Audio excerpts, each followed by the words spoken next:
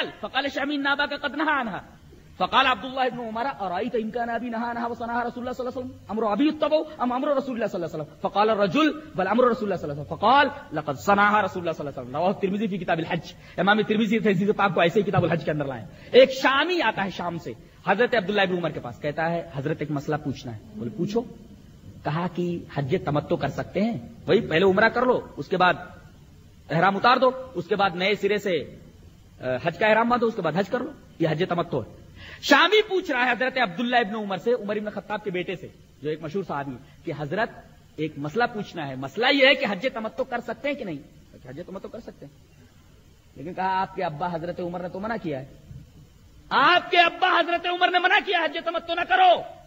حضرت عبداللہ ابن عمر نے فرمایا آرائیت, اے سن, ان میرے باپ نے منع کیا ہے, وہ صنعها رسول اللہ صلی اللہ علیہ وسلم, ان ابی نہا عنها وصنعها رسول اللہ صلی اللہ علیہ وسلم. میرے ابا نے منع کیا ہے لیکن رسول اللہ صلی اللہ علیہ وسلم نے کیا ہے. اب بول, امر ابی یتبع ام امر رسول اللہ صلی اللہ علیہ وسلم, میرے باپ کی بات مانی جائے گی یا رسول اللہ صلی اللہ علیہ وسلم؟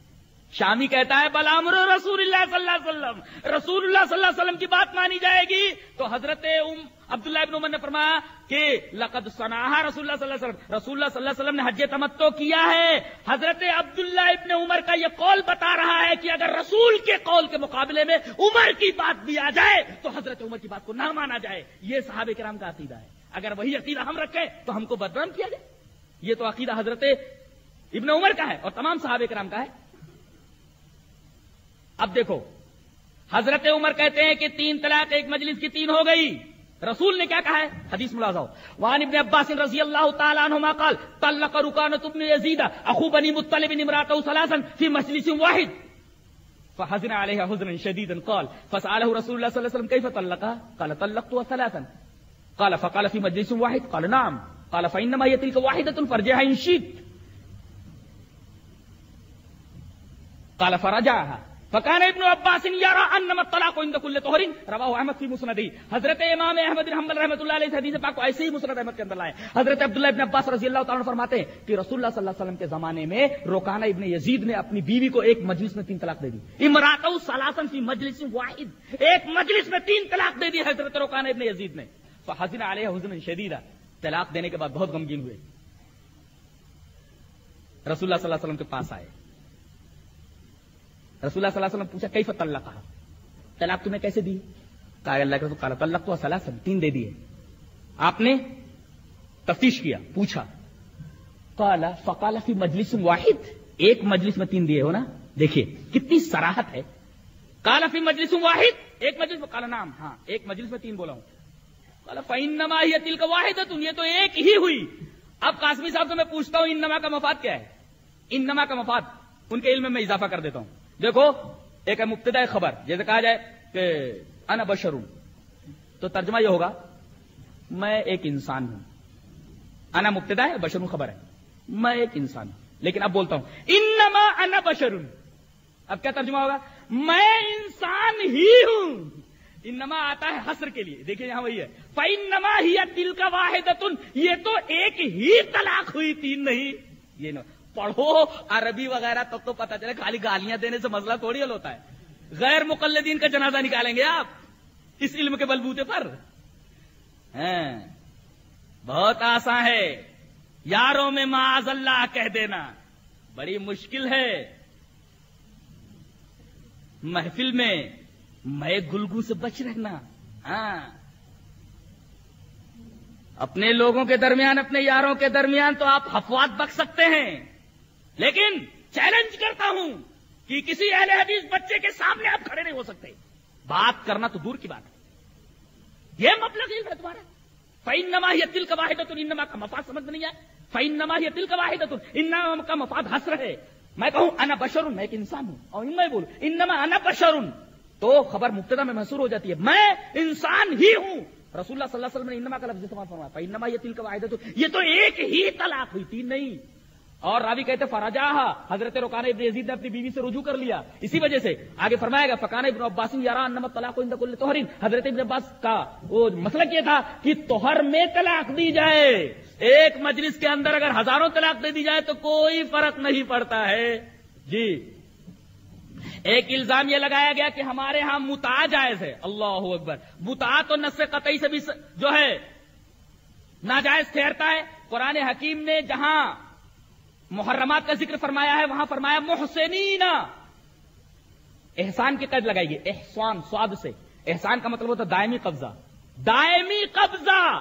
اگر آدمی 10 دن کے لیے کسی عورت سے نکاح کرتا ہے کہ 10 دن کے بعد طلاق دے دوں گا، احسان نہیں ہوگا، اور نکاح کے اندر احسان کی شرط ہے دائمی قبضہ۔ اور احسان کے اندر تو تمہارا رد موجود ہے۔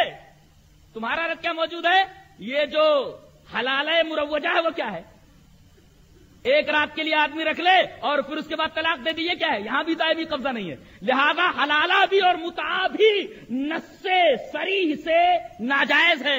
رہا حدیث پاک ملاحظہ ہو، وعن علی بن ابی طالب رضی اللہ تعالی عنہ ان رسول اللہ صلی اللہ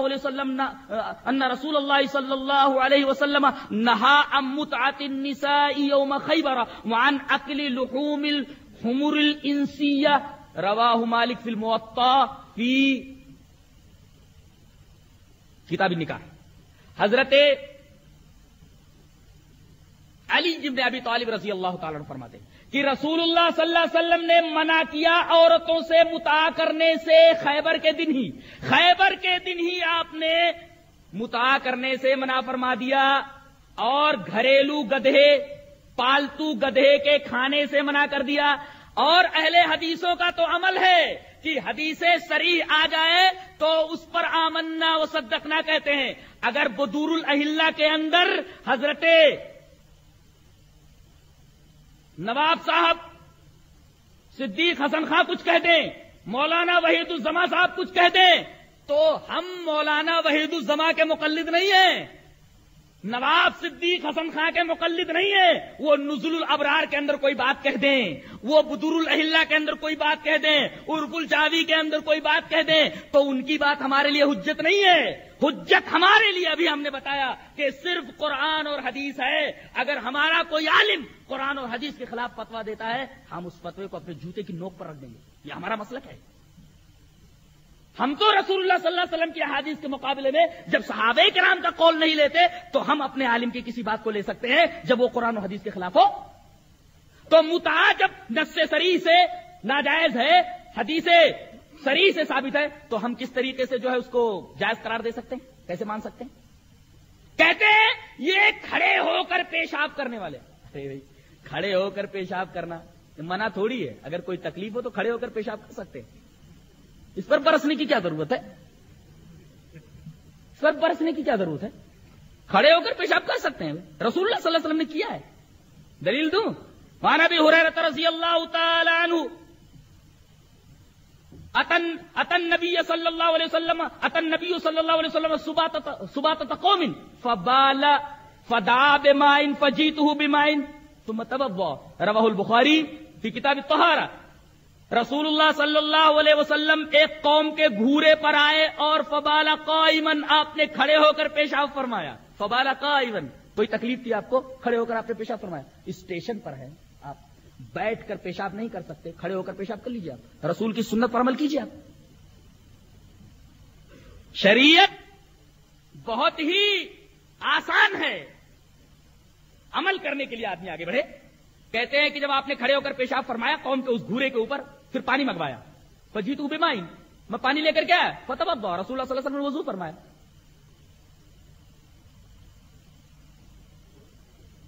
تو اس میں کھڑے ہو کر پیشاب کرنے پر برسنے کی کیا ضرورت ہے آپ کو؟ اس کا مطلب ہے کہ آپ کو مسئلہ صحیح سے معلوم نہیں ہے، یہ مسئلہ حقیقت میں کیا ہے۔ رہا اماموں کی باتوں کے تعلق سے کہ اماموں کی باتیں حجت ہیں یا نہیں ہیں، اس سلسلے میں میں چاروں اماموں کی بات نقل کر دیتا ہوں۔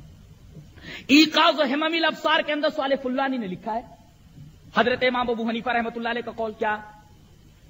اذا قلت قولا يخالف کتاب اللہ وخبر الرسول فاترکوا قولی۔ صالح فلانی نے ایقاظ ہمم الابصار کے اندر یہ قول نقل کیا ہے کہ جب میں کوئی ایسی بات کہوں جو اللہ کی کتاب اور رسول اللہ صلی اللہ علیہ وسلم کی حدیث کے خلاف ہے تو میری بات چھوڑ دو، سیدھی سی بات ہے۔ حضرت امام ابو حنیفہ رحمۃ اللہ علیہ سے ہی فرمایا، جب میری کوئی بات کتاب اللہ اور خبر رسول سے ٹکرا جائے تو میری بات کو چھوڑ دو۔ حضرت امام مالک رحمۃ اللہ علیہ نے فرمایا، ان کا یہ قول کہاں موجود ہے؟